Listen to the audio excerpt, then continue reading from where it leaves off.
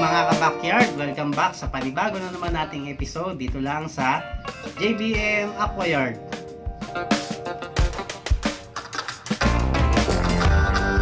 Okay guys, ngayong umaga, napaka-interesting ng pag-uusapan natin. Dahil ang pag-uusapan naman natin ngayon hindi naman tungkol sa mga isda. So ito naman ay tungkol sa mga hipon. So i-share ko lang sa inyo yung naging experience ko dati sa mga hipon. Nag-alaga ako dati mga red cherry shrimp. Ang bilis nila guys dumami, hindi ko nga namamalayan since busy kasi ako noon sa trabaho. Nilagay ko lang sila sa 15 gallons. Then after 1 month, makikita ko ang dami na nila, para silang mga snail sa dami. Kasi sa isang breeder na hipon, pwede siyang mag-produce ng 20 to 30 pieces na mga shrimplet.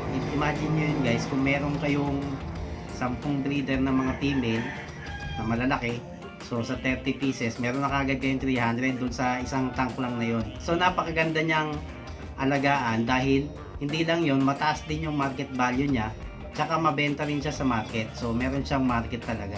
Marami talaga naghahanap ng mga hipon dahil marami silang variety ng colors. Merong mga red cherry shrimp, yan nga, merong Bloody Mary, merong super red, merong blue, yan, yellow orange, merong ghost. So napakarami pa, napakarami niyang pagpipilian. So ayun, kaya ngayong umaga, ang gagawin natin is i-share ko naman sa inyo kung paano ako mag-setup ng mga hipon sa maliit lang na breeding tank. So ito yung ginamit ko, ito yung 5 gallons lang. I-share ko sa inyo kung paano ko siya sinisetup. Napakadali lang niya i-setup, tsaka kung paano yung pag-gender sa kanya, tsaka kung paano siya alagaan.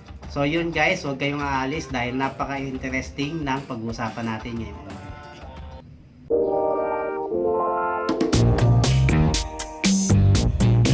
So ito guys, nag-prepare ako ng 5 gallon na aquarium.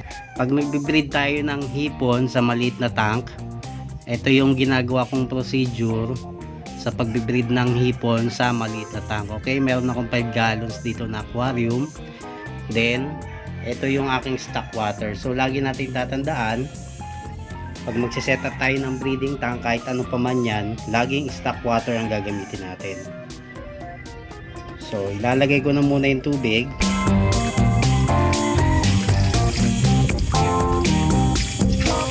So, next step natin, kailangan natin siyang lagyan ng fresh plants. So, pwede kayong maglagay kahit anong uri ng fresh plants.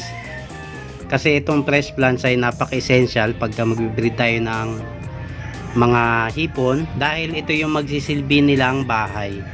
Dito sila nagme-mate, tsaka dito rin sila kumakain. Yung mga algae na nade-develop dito sa ating mga plants, yun yung kinakain nila para mas makakuha sila ng mas magandang source ng protein. Then maglalagay rin tayo ng bato. Pwede rin kayong maglagay ng bato, pwede rin hindi, pero sa case ko kasi mas gusto lang may bato. Minsan dito sila nakatambay sa bato. So yun, set up na natin.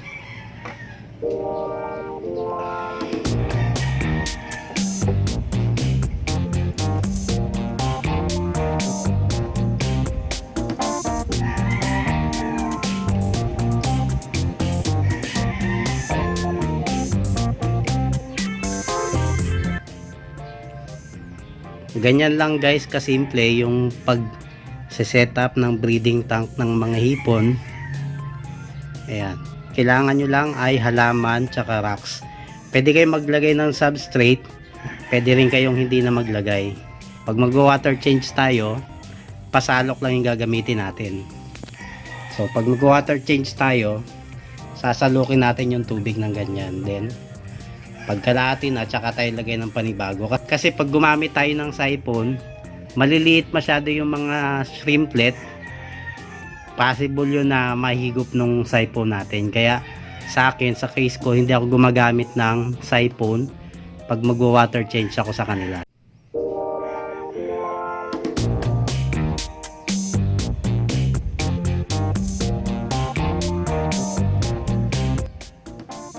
Guys, ito yung mga breeder ko na mga yellow, orange shrimp. Ayan.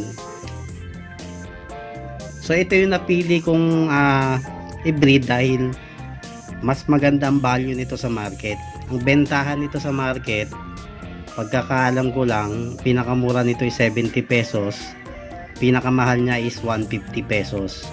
So depende yun sa quality. Kung makikita nyo naman yung kulay nila, ayan, orange na may pagka yellow, kaya sinabi siyang yellow orange.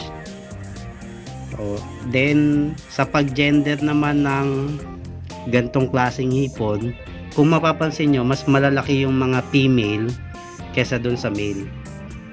So meron ako ritong 3 female, then meron akong 2 male. Tsaka yung mga male, yeah, kung mapapansin nyo yung kulay nila, kabaliktaran siya. Kung sa gapi mas matingkad yung mga male, sa mga hipon naman mas matingkad ang kulay ng mga female, tsaka mas payat yung mga male. Ayan, makikita nyo yung mga katawan ng itong 2 male na to, payat lang sila na pahaba, tsaka hindi ganun katingkad yung kulay nila.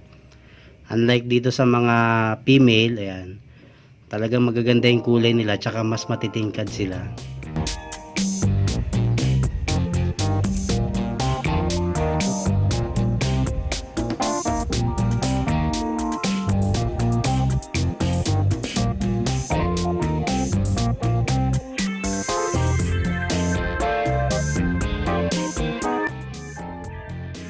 Sa pagpapakain naman sa kanila, napakasimple lang. Ang ginagamit ko lang na pakain sa kanila is itong PO2. Importante na yung pellets na ibibigay natin is yung lumulubog, sinking siya, kasi hindi naman sila pumupunta sa ibabaw para manginain. Talagang lagi silang nasa ilalim, kaya pagka floating yung binigay natin, hindi nila yung makakain kaagad.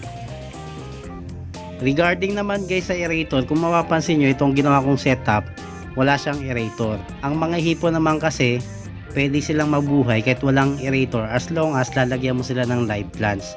Pero kung meron kang aerator guys, mas maganda, kasi mas magkakaroon ng filtration yung loob ng tank mo. Pero ang gagamitin mo lang na filter, yung sponge filter lang, kasi pag gumamit ka ng overhead or yung may mga butas na filter, possible na mahigop yung mga shrimplet. Kaya ang gagamitin lang natin na pang filtration sa kanila is yung sponge filter lang.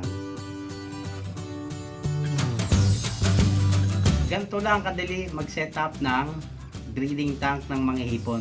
Imagine guys, napakaliit lang nito, 5 gallons lang ito, pero pwede ito maglaman ng mga 100 to 200 pieces ng mga hipon. Kung maliit yung space ninyo, napaka gandang alagaan ito dahil hindi nyo na kailangan ng mas malaking lagayan. At the same time, may market value siya. Marami ang naghahanap ng mga hipon. Kung mapapasyal kayo sa mga selling group ng mga ornamental fish, ng mga planted, hindi nawawala yung naghahanap ng mga hipon. Kaya napakagandang gawin ng source income nitong pag-aalaga ng mga hipon. At the same time guys, lalo na sa inyo, mga busy sa trabaho, busy sa pag-aaral, sa kung ano-ano pa man, hindi nyo namamalayan, tuwing umaga papakain lang kayo, then paghapon silip lang ng konti. Hindi nyo namamalayan na dumadami na pala sila. So pag marami na sila, pwede na kayo magbenta. So doon na papasok yung income. Then tuloy-tuloy na yung gagawin ninyo. Talagang napakaganda ng profit pag nag-alaga ka ng mga hipon. And at the same time guys, kung ikaw naman ay hobbyist lang, wala kang balak sa pagbibenta, maganda pa rin siya, kasi kung ikaw ay hobbyist ng planted tank, talagang maganda siyang pan-display dahil marami siyang variety of colors. Tsaka isa pa nun, kumakain sila ng mga lumot, kaya yung mga halaman natin, pwedeng pang-prevent sila ng mga algae, lalo na pag malakas ang ilaw ninyo. Siyempre, mas mabilis mag-develop yung lumot, so sila yung kakain ng mga lumot na yun. So ayun, maraming salamat sa inyong panonood, at nawa ay may natutunan kayo ngayong araw na to sa pag-aalaga ng mga hipon. At patuloy lang tayo guys sa panonood para mas marami pa tayong matutunan, lalo na kung ikaw ay baguhan lang sa gantong klaseng hobby, sa gantong klaseng business, makaka-relate ka sa ating mga pinag-uusapan. So yun guys, muli maraming salamat sa inyong panonood dito lang sa JBM Aquayard.